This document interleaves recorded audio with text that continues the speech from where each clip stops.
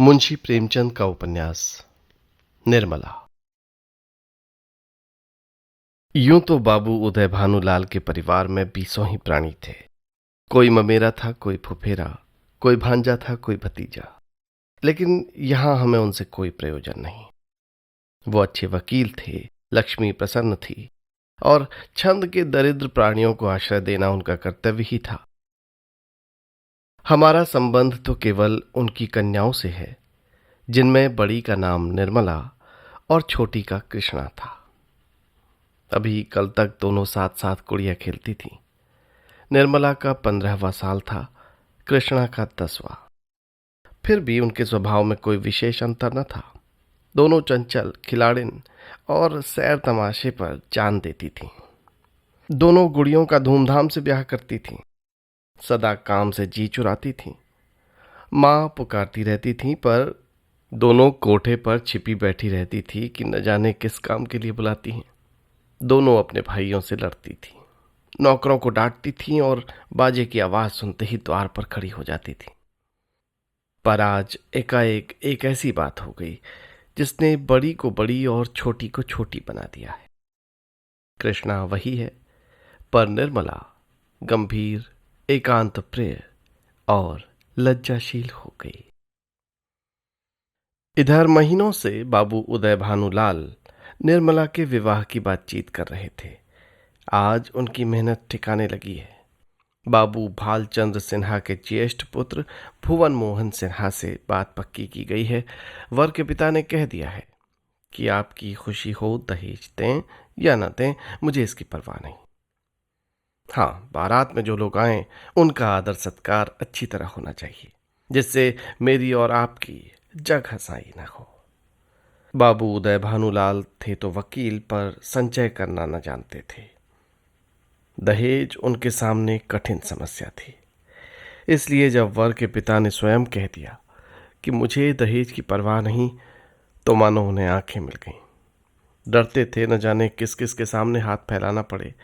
2-3 महाजनों को ठीक कर रखा था। उनका अनुमान था कि हाथ रोकने पर भी 20,000 से कम खर्च न होंगे। ये आश्वासन पाकर खुशी के मारे फूले न समाये। इसी सूचना ने बालिका को मुंह ढांक कर एक कोने में बिठा रखा है। उसके हृदय में एक विचित्र शंका समा गई है। रोम रोम में एक अज्ञात भय का संचार हो गया है। न जाने क्या होगा। उसके मन में वो उमंगें नहीं हैं जो युवतियों की आंखों में तिरछी चितवन बनकर, होठों पर मधुर हास्य बनकर और अंगों में आलस्य बनकर प्रकट होती हैं। नहीं, वहां अभिलाषा नहीं है। वहां केवल शंकाएं, चिंताएं और भीरू कल्पनाएं हैं। यौवन का अभी तक पूर्ण प्रकाश नहीं हुआ है। कृष्णा कुछ कुछ जानती है, कुछ कुछ नहीं जानती। बहन को अच्छे अच्छे गहने मिलेंगे, द्वार पर बाजे बजेंगे, मेहमान आएंगे, नाच होगा, ये जानकर प्रसन्न है। और ये भी जानती है कि बहन सबसे गले मिलकर रोएगी, यहाँ से रोध होकर विदा हो जाएगी। मैं अकेली रह जाऊंगी, ये जानकर दुखी है। पर यह नहीं जानती कि ये सब किस लिए हो रहा है। बहन ने तो किसी से कुछ नहीं कहा, किसी से लड़ाई नहीं की। कैसी तरह एक दिन मुझे भी ये लोग निकाल देंगे। मैं भी इस तरह कोने में बैठकर रोऊंगी और किसी को मुझ पर दया न आएगी। इसलिए वो भयभीत भी है। संध्या का समय था। निर्मला छत पर जाकर अकेली बैठी आकाश की ओर त्रिषित नेत्रों से ताक रही थी। ऐसा मन होता था कि पंख होते तो वो उड़ जाती और इन सारे झंझटों से छूट जाती। इस समय बहुधा दोनों बहनें कहीं सैर करने जाया करती थीं। बग्गी खाली न होती तो बगीचे में टहला करती। इसलिए कृष्णा उसे खोजती फिरती थी। जब कहीं न पाया तो छत पर आई और उसे देखते ही हंसकर बोली, तुम यहाँ आकर छिपी बैठी हो और मैं तुम्हें ढूंढती फिरती हूँ। चलो, बग्गी तैयार करा आई हूँ।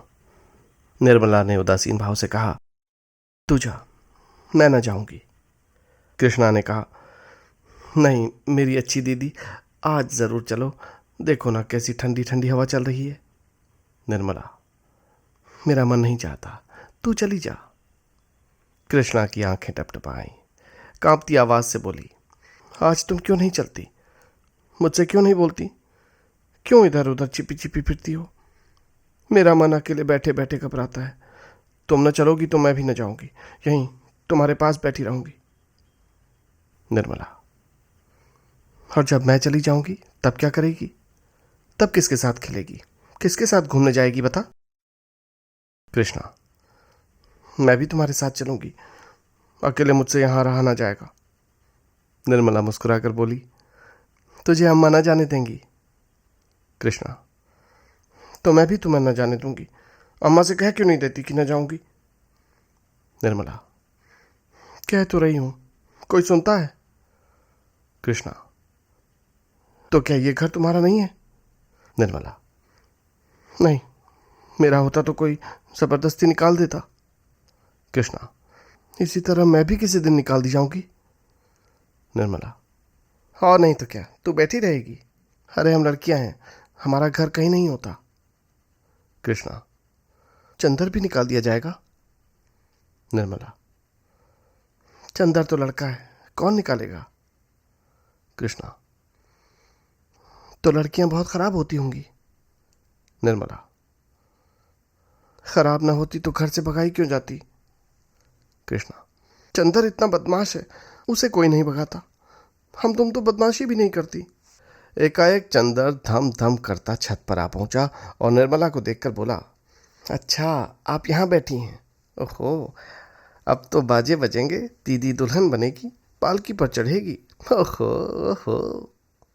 चंदर का पूरा नाम चंद्रभान सिन्हा था। निर्मला से 3 साल छोटा और कृष्णा से 2 साल बड़ा था। निर्मला, चंदर, मुझे चढ़ाओगे तो अभी जाकर अम्मा से कह दूंगी। चंदर, तो चिढ़ती क्यों हो, तुम भी बाजे सुनना।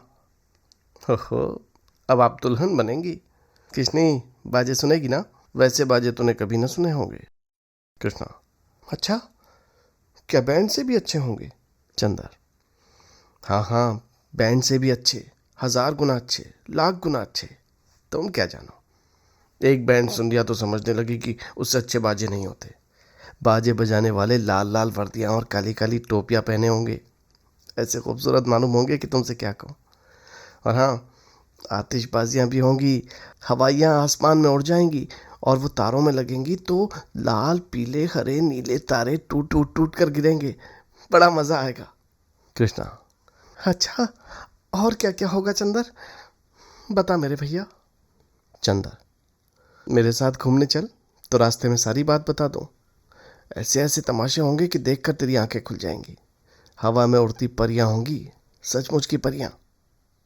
कृष्णा, अच्छा चलो, लेकिन ना बताओगे तो मारूंगी। चंद्रभान और कृष्णा के चले जाने पर निर्मला अकेले बैठी रह गई। कृष्णा के चले जाने से इस समय उसे बड़ा क्षोभ हुआ। कृष्णा, जिसे वो प्राणों से भी अधिक प्यार करती थी, आज इतनी निष्ठुर हो गई, अकेली छोड़कर चली गई। बात कोई न थी, लेकिन दुखी हृदय दुखती हुई आंख है, जिसमें हवा से भी पीड़ा होती है। निर्मला बहुत देर तक रोती रही। भाई बहन, माता पिता सभी इसी भांति भूल जाएंगे, सबकी आंखें फिर जाएंगी, शायद इन्हें देखने को भी तरस जाऊं। बाग में फूल खिले हुए थे, मीठी मीठी सुगंध आ रही थी। चैत की शीतल मंद समीर चल रही थी। आकाश में तारे छिटके हुए थे। निर्मला इन्हीं शोकमय विचारों में पड़ी पड़ी सो गई और आंख लगते ही उसका मन स्वप्न देश में विचरने लगा। क्या देखती है कि सामने एक नदी लहरें मार रही है और वो नदी के किनारे नाव की बाट देख रही है। संध्या का समय है। अंधेरा किसी भयंकर जंतु की भांति बढ़ता चला जाता है। वो घोर चिंता में पड़ी हुई है कि कैसे नदी पार होगी, कैसे घर पहुंचेगी। रो रही है कि रात ना हो जाए, नहीं तो मैं यहाँ अकेले कैसे रहूंगी। एकाएक उसे एक सुंदर नौका घाट की ओर आती दिखाई देती है। वो खुशी से उछल पड़ती है और ज्यों ही नाव के पटरे पर पैर रखना चाहती है, उसका मल्लाह बोल उठता है, तेरे लिए यहाँ जगह नहीं है। वो मल्लाह की खुशामद करती है, उसके पैरों पड़ती है, रोती है, लेकिन वो कहे जाता है, तेरे लिए यहाँ जगह नहीं है। एक क्षण में नाव खुल जाती है। वो चिल्ला चिल्ला कर रोने लगती है। नदी के निर्जन तट पर रात भर कैसे रहेगी, ये सोच वो नदी में कूद कर उस नाव को पकड़ना चाहती है कि इतने में कहीं से आवाज आती है, ठहरो ठहरो, नदी गहरी है, डूब जाओगी। ये नाव तुम्हारे लिए नहीं है, मैं आता हूं। मेरी नाव पर बैठ जाओ, मैं उस पार पहुंचा दूंगा। वो भयभीत होकर इधर उधर देखती है कि ये आवाज़ कहाँ से आई। थोड़ी देर के बाद एक छोटी सी डोंगी आती हुई दिखाई देती है। उसमें न पाल है, न पतवार, न मस्तूल। पैंदा फटा हुआ, तख्ते टूटे हुए, नाव में पानी भरा हुआ है और एक आदमी उसमें से पानी उलीच रहा है। ये तो टूटी है, ये कैसे पार लगेगी? मल्लाह कहता है, तुम्हारे लिए यही भेजी गई है, आकर बैठ जाओ। वो एक क्षण सोचती है, इसमें बैठूं? अंत में वो ये निश्चय करती है, बैठ जाऊं। यहाँ अकेली पड़ी रहने से नाव में बैठ जाना फिर भी अच्छा है। किसी भयंकर जंतु के पेट में जाने से तो अच्छा है कि नदी में डूब जाऊं। कौन जाने, नाव पार पहुंच ही जाए। यही सोचकर वो प्राणों को मुट्ठी में लिए हुए नाव पर बैठ जाती है। कुछ देर तक नाव डगमगाती हुई चलती है, लेकिन प्रतिक्षण उसमें पानी भरता जाता है।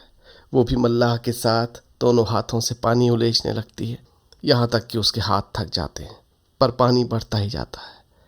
आखिर नाव चक्कर खाने लगती है। मालूम होता है कि अब डूबी, अब डूबी। तब वो किसी अदृश्य सहारे के लिए दोनों हाथ फैलाती है। नाव नीचे खिसक जाती है, उसके पैर उखड़ जाते हैं। वो जोर से चिल्लाती है और चिल्लाती ही उसकी आंखें खुल गई।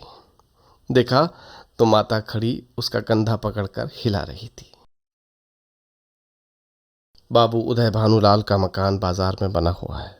बरामदे में सुनार के हथौड़े और कमरे में दर्जी की सुइयां चल रही है। सामने नीम के नीचे बढ़ई चारपाई बना रहा है। खपरेल में हलवाई के लिए भट्टी खोदी गई है। मेहमानों के लिए अलग अलग मकान ठीक किया गया है। ये प्रबंध किया जा रहा है कि हर मेहमान के लिए एक एक चारपाई, एक एक कुर्सी और एक एक मेज हो। हर 3 मेहमानों के लिए एक एक कहार रखने की तजवीज़ हो रही है। अभी बारात आने में 1 महीने की देर है, लेकिन तैयारियां अभी से हो रही हैं। बारातियों का ऐसा सत्कार किया जाए कि किसी को ज़बान हिलाने का मौका तक न मिले।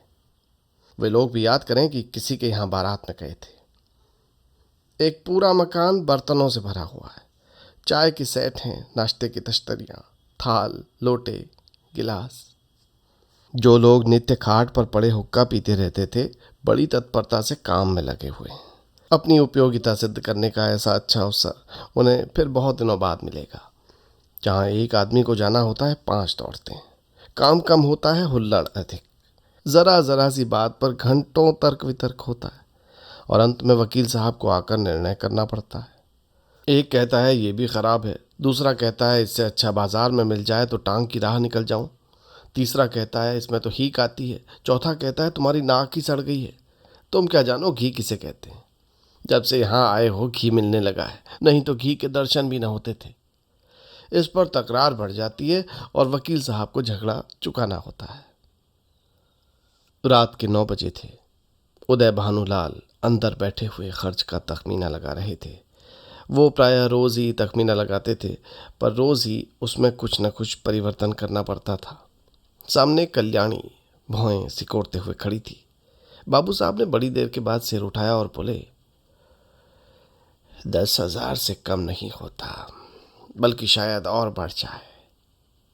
कल्याणी, 10 दिन में 5,000 से 10,000 हुए, 1 महीने में तो शायद 1,00,000 की नौबत आ जाए। उदय भानु, क्या करूं, जग हंसाई भी तो अच्छी नहीं लगती। शिकायत हुई तो लोग कहेंगे नाम बड़े दर्शन छोटे। फिर जब वो मुझसे दहेज की 1 पाई नहीं लेते तो मेरा भी कर्तव्य है कि मेहमानों के आदर सत्कार में कोई बात उठा न रखूं। कल्याणी, जब से ब्रह्मा ने सृष्टि रची तब से आज तक बारातियों को कोई प्रसन्न रख सका? उन्हें दोष निकालने और निंदा करने का कोई न कोई अवसर मिल ही जाता है। जिसे अपने घर सूखी रोटियां भी मैसर नहीं, वो भी बारात में जाकर तानाशाह बन बैठता है। तेल खुशबूदार नहीं, साबुन टके सेर का जाने कहाँ से बटोर लाए। कहार बात नहीं सुनते, लालटेन धुआं देती है। कुर्सियों में खटमल है, चारपाइयाँ ढीली हैं, जनवासी की जगह हवादार नहीं। ऐसी ऐसी हजारों शिकायतें होती हैं। उन्हें आप कहाँ तक रोकिएगा? अगर ये मौका ना मिला तो कोई और ऐब निकाल लिए जाएंगे। भाई ये तेल तो रंडियों के लगाने के लायक है, हमें तो सादा तेल चाहिए। जनाब ये साबुन नहीं भेजा है, अपनी अमीरी की शान दिखाइए, मानो हमने साबुन देखा ही नहीं। अरे ये कहार नहीं, यमदूत हैं, जब देखिए सिर पर सवार। और लालटेन ऐसी भेजी है कि चमकने लगती है। अगर 10-5 दिन इस रोशनी में बैठना पड़े तो आंखें फूट जाएं। जनवासा क्या है, अभागे का भाग्य है जिस पर चारों तरफ से झोंके आते रहते हैं। देखिए, मैं तो फिर यही कहूंगी कि ये बारातियों के नखरे का विचार ही छोड़ दो।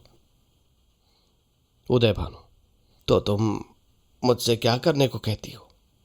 कल्याणी, कह तो रही हूँ, पक्का इरादा कर लो कि मैं 5,000 से अधिक खर्च नहीं करूंगा। घर में तो टका है नहीं, कर्ज का ही भरोसा है। इतना कर्ज क्यों लें कि जिंदगी में अदा ना हो? आखिर मेरे और बच्चे भी तो हैं, उनके लिए भी तो कुछ चाहिए। उदय भानु, अच्छा, तो तुम बैठी यही मनाया करती हो। कल्याणी, देखो जी, इसमें बिगड़ने की कोई बात नहीं। मरना एक दिन सभी को है, यहाँ कोई अमर होकर थोड़े ही आया है। देखो, आंखें बंद कर लेने से होने वाली बात नहीं टलेगी। रोज अपनी आंखों से देखती हूँ, बाप का देहांत हो जाता है, उसके बच्चे गली गली ठोकरे खाते फिरते हैं। आदमी ऐसा काम क्यों करे? उदय भानु ने जलकर कहा, अच्छा, तो अब समझ लो कि मरने के दिन निकट आ गए। यही तुम्हारी भविष्यवाणी है। सुहाग से स्त्रियों का जी नहीं उठते सुना था, आज ये नई बात मालूम हुई। रंडापे में कोई सुख होगा ही। कल्याणी, तुमसे दुनिया की कोई बात कही जाती है तो जहर उगलने लगते हो। इसलिए ना कि जानते हो कि इसे कहीं ठिकाना नहीं है, मेरी रोटियों पर पड़ी हुई है या और कुछ। जहां कोई बात कही बस सिर हो गए, मानो मैं घर की लौंडी हूं। मेरा केवल रोटी और कपड़े का नाता है। जितना ही मैं दबती हूँ, तुम और भी दबाते हो। मुफ्तखोर माल उड़ाएं, कोई मुंह न खोले। शराब कबाब में रुपये लूटें, कोई जबान न हिलाए। ये सारे कांटे मेरे बच्चों के हिस्से तो बोए जा रहे हैं। उदय भानु, तो मैं तुम्हारा गुलाम हूं? कल्याणी, तो क्या मैं तुम्हारी हूं? उदय भानु, ऐसे मर्द और होंगे जो औरतों के इशारे पर नाचते हैं। कल्याणी, तो ऐसी स्त्रियां और होंगी जो मर्दों की जूतियां सहा करती हैं। उदय भानु, मैं कमा कर लाता हूं, जैसे चाहूं खर्च कर सकता हूं, किसी को बोलने का अधिकार नहीं है। कल्याणी, अच्छा, तो अपना घर संभालिए। ऐसे घर को मेरा दूर से ही सलाम है जहां मेरी कोई पूछ नहीं। घर में तुम्हारा जितना अधिकार है उतना ही मेरा भी, इससे जौ भर कम नहीं। तुम अपने मन के राजा हो तो मैं भी कम नहीं हूं। तुम्हारे बच्चे हैं, मारो या जिलाओ, ना आंखों से देखूंगी ना पीड़ा होगी। आंखें फूटी, पीर गई। उदय भानु, क्या तुम समझती हो कि तुम न संभालोगी तो मेरा घर न संभलेगा? मैं अकेले ऐसे ऐसे 10 घर संभाल सकता हूं। कल्याणी, कौन? अगर आज मिट्टी में न मिल जाए तो कहना कोई कहती थी। ये कहते कहते कल्याणी का चेहरा तमतमा उठा। वो झमक कर उठी और कमरे के द्वार की ओर चली। वकील साहब मुकदमों में तो खूब मीन मेख निकालते थे, लेकिन स्त्रियों के स्वभाव का उन्हें कुछ यूं ही सा ज्ञान था। यही एक ऐसी विद्या है जिसमें आदमी बूढ़ा होने पर भी कोरा रह जाता है। अगर जरा वो भी नरम पड़ जाते और कल्याणी का हाथ पकड़कर बिठा लेते तो शायद वो रुक जाती, लेकिन आपसे ये तो हो ना सका। उल्टे एक और चरका दिया। बोले,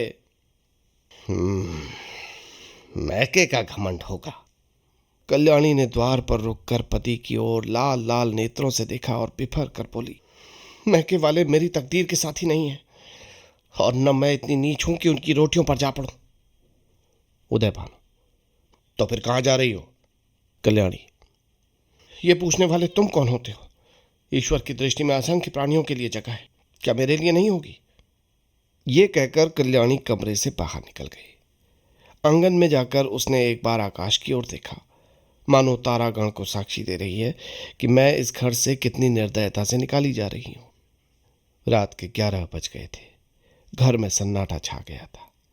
दोनों बेटों की चारपाई उसी के कमरे में रहती थी। वो अपने कमरे में आई, देखा चंद्रभानु सोया हुआ है। सबसे छोटा सूर्य भानु चारपाई पर से उठ बैठा है। माता को देखते ही बोला, तुम कहाँ गई थी अम्मा? कल्याणी दूर ही खड़े खड़े बोली, कहीं तो नहीं बेटा, तुम्हारे बाबूजी के पास गई थी। सूर्य भानु, तुम चली गई, मुझे अकेले में डर लगता था। तुम क्यों चली गई, मुझे बताओ। ये कहकर बच्चे ने गोद में चढ़ने के लिए दोनों हाथ फैला दिए। कल्याणी अपने को न रोक सकी। मातृ स्नेह के सुधा प्रवाह से उसका संतृप्त हृदय परिप्लावित हो गया। हृदय के कोमल पौधे जो क्रोध के ताप से मुरझा गए थे फिर हरे हो गए, आंखें सजल हो गईं। उसने बच्चे को गोद में उठा लिया और छाती से लगाकर बोली, तुमने पुकार क्यों ना लिया बेटा? सूर्यभान, पुटालता तो था पर तुम तुमती न थी। बताओ, अब तो नहीं दाऊदी ना? कल्याणी, नहीं नहीं भैया, अब कभी नहीं जाऊंगी। ये कहकर कल्याणी सूर्यभानु को लेकर चारपाई पर लेटी। मां के हृदय से लिपटते ही बालक निशंक होकर सो गया। कल्याणी के मन में संकल्प विकल्प होने लगे। पति की बातें याद आती तो मन होता घर को तिलांजलि देकर चली जाऊं, लेकिन बच्चों का मुंह देखती तो वात्सल्य से चित्त गदगद हो जाता। बच्चों को किस पर छोड़कर चली जाऊं? मेरे इन लालों को कौन पालेगा? ये किसके होकर रहेंगे? कौन इन्हें प्रातःकाल दूध और हलवा खिलाएगा? कौन इनकी नींद सोएगा, इनकी नींद जागेगा? तुम्हारे लिए सब कुछ सह लूंगी। निरादर, अपमान, जली कटी, खोटी खरी, घुड़की झिड़की सब तुम्हारे लिए सहूंगी। कल्याणी तो बच्चे को लेकर लेटी, पर बाबू साहब को नींद न आई। चोट करने वाली बातें बड़ी मुश्किल से भूलती थी। उफ, ये मिजाज, मानो मैं ही इनकी स्त्री हूं। बात मुंह से निकलनी मुश्किल है। अब मैं इनका गुलाम होकर रहूं। घर में अकेली वो रहें और बाकी जितने अपने बेगाने हैं सब निकाल दिए जाएं। जला करती है, मानती है कि ये किसी तरह मरे तो मैं अकेली आराम करूं। दिल की बात मुंह से निकल ही जाती है, चाहे कोई कितना ही छिपाए। कई दिन से देख रहा हूं ऐसी ही जली कटी सुनाती है। मैके का घमंड होगा, लेकिन वहां कोई बात भी ना पूछेगा। अभी सब आओ भगत करते, जब जाकर सिर पर पड़ जाएंगी तो आटे दाल का भाव मालूम हो जाएगा। रोती हुई आएंगी, वाह रे घमंड, सोचती हैं मैं ही एक गृहस्थी चलाती हूं। अभी 4 दिन को कहीं चला जाऊं तो मालूम हो जाएगा। सारी शेखी किरकिरी हो जाएगी। एक बार इनका घमंड तोड़ ही दूं, जरा वैधव्य का मजा चखा दूं। न जाने इनकी हिम्मत कैसे पड़ती है कि मुझे यूं कोसने लगती। मालूम होता है कि प्रेम इन्हें छू नहीं गया। या समझती हैं ये घर से इतना चिपटा हुआ है कि इसे चाहो जितना कोसूं टलने का नाम नहीं लेगा। हाँ, शायद यही बात है। पर ये संसार से चिपटने वाला जीव नहीं है। जहन्नुम में जाए घर, जहां ऐसे प्राणियों से पाला पड़े। घर है या नरक, आदमी बाहर से थका मांदा आता है तो उसे घर में आराम मिलता है, और यहाँ आराम के बदले ताने सुनने पड़ते हैं। मेरी मृत्यु के लिए व्रत रखे जाते हैं। ये है 25 वर्ष के दाम्पत्य जीवन का अंत। बस चल ही दूं। जब देख लूंगा कि इनका सारा घमंड धूल में मिल गया और मिजाज ठंडा हो गया तो लौट आऊंगा। 4-5 दिन काफी होंगे। ये भी याद करेंगी कि किससे पाला पड़ा था। यही सोचते हुए बाबू साहब उठे, रेशमी चादर गले में डाली, कुछ रुपये लिए, अपना कार्ड निकालकर एक दूसरे कुर्ते की जेब में रखा, छड़ी उठाई और चुपके से बाहर निकले। सब नौकर नींद में मस्त थे। कुत्ता आहट पाकर चौंक पड़ा और उनके साथ हो लिया। पर यह कौन जानता था कि ये सारी लीला विधि के हाथों रची जा रही है। जीवन रंगशाला का वो निर्दय सूत्रधार किसी अगम्य गुप्त स्थान पर बैठा हुआ अपनी जटिल क्रूर क्रीड़ा दिखा रहा है। ये कौन जानता था कि नकल असल होने जा रही है, अभिनय सत्य का रूप ग्रहण करने वाला है। निशा ने इंदु को परास्त करके अपना साम्राज्य स्थापित कर लिया था। उसकी पैशाचिक सेना ने प्रकृति पर आतंक जमा रखा था। सद्वृत्तियां मुंह छिपाए पड़ी थीं और कुवृत्तियां विजय गर्व से इटलाती फिरती थीं।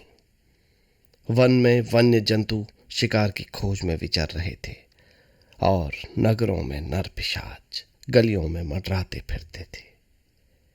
बाबू उदय भानुलाल लपके हुए गंगा की ओर चले जा रहे थे।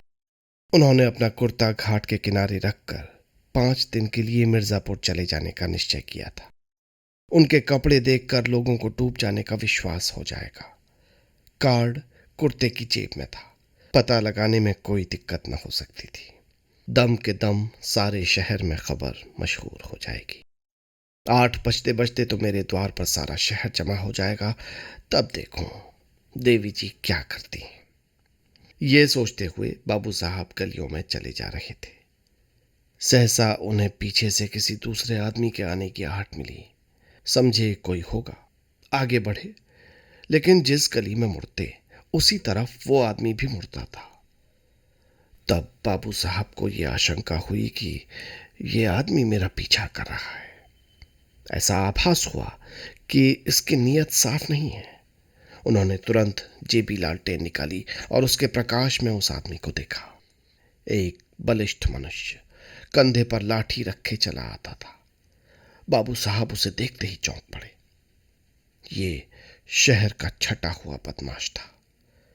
3 साल पहले उस पर डाके का अभियोग चला था। उदय भानु ने उस मुकदमे में सरकार की ओर से पैरवी की थी और इस बदमाश को 3 साल की सजा दिलाई थी। तभी से वो इनके खून का प्यासा हो रहा था। कल ही छूट कर आया था। आज बाबू साहब अकेले रात को दिखाई दिए तो सोचा कि ये इनसे दांव चुकाने का अच्छा मौका है। ऐसा मौका शायद फिर कभी न मिले। तुरंत पीछे हो लिया और वार करने की घात में था कि बाबू साहब ने जेबी लालटेन जलाई। बदमाश जरा ठिठक कर बोला, क्यों बाबूजी, पहचानते हो ना? मैं हूं मतई। बाबू साहब ने टपट कर कहा, तुम मेरे पीछे पीछे क्यों आ रहे हो? मतई, क्यों, किसी को रास्ते चलने की मनाही है? हाँ, ये गली तुम्हारे बाप की है। बाबू साहब जवानी में कुश्ती लड़ते थे। अब भी हष्ट पुष्ट आदमी थे, दिल के भी कच्चे न थे। छड़ी संभाल कर बोले, अच्छा, अभी शायद मन नहीं भरा। अब की 7 साल को जाओगे? मतई, मैं 7 साल को जाऊंगा या 14 साल को, पर तुम्हें जीता न छोड़ूंगा। हाँ, अगर तुम मेरे पैरों पर गिरकर कसम खाओ कि अब किसी को सजा न कराऊंगा तो छोड़ दूं। बोलो, मंजूर है? उदय भानु, तेरी शामत तो नहीं आई? मतई, शामत मेरी नहीं आई, तुम्हारी आई। बोलो, खाते हो कसम? 1। उदय भानु, तुम हटते हो कि मैं पुलिसमैन को बुलाऊं? मतई, 2। उदय भानु गरज कर, हट जा बदमाश सामने से। मतई, 3। मुंह से 3 शब्द निकालते ही बाबू साहब के सिर पर लाठी का ऐसा तुला हुआ हाथ पड़ा कि वो अचेत होकर जमीन पर गिर पड़े। मुंह से केवल इतना ही निकला, मार डाला। मतई ने समीप आकर देखा तो सिर फट गया था और खून की धार निकल रही थी। नाड़ी का कहीं पता न था। समझ गया काम तमाम हो गया। उसने कलाई से सोने की घड़ी खोल ली, कुर्ते से सोने के बटन निकाल लिए, उंगली से अंगूठी उतारी और अपनी राह चला गया, मानो कुछ हुआ ही नहीं। हाँ, इतनी दया की कि लाश रास्ते से घसीट कर किनारे डाल दी। हाय, बेचारे क्या सोचकर चले थे, क्या हो गया। जीवन तुमसे ज्यादा आसार भी दुनिया में कोई वस्तु है? क्या ये उस दीपक की भांति ही क्षण भंगुर नहीं है जो हवा के एक झोंके से बुझ जाता है? पानी के एक बुलबुले को देखते हो, लेकिन उसे टूटते हुए भी कुछ देर लगती है। जीवन में उतना सार भी नहीं, सांस का भरोसा ही क्या। और इसी नश्वरता पर हम अभिलाषाओं के कितने विशाल भवन बनाते हैं। नहीं जानते नीचे जाने वाली सांस ऊपर आएगी या नहीं, पर सोचते इतने दूर की हैं मानो मानो हम अमर हैं।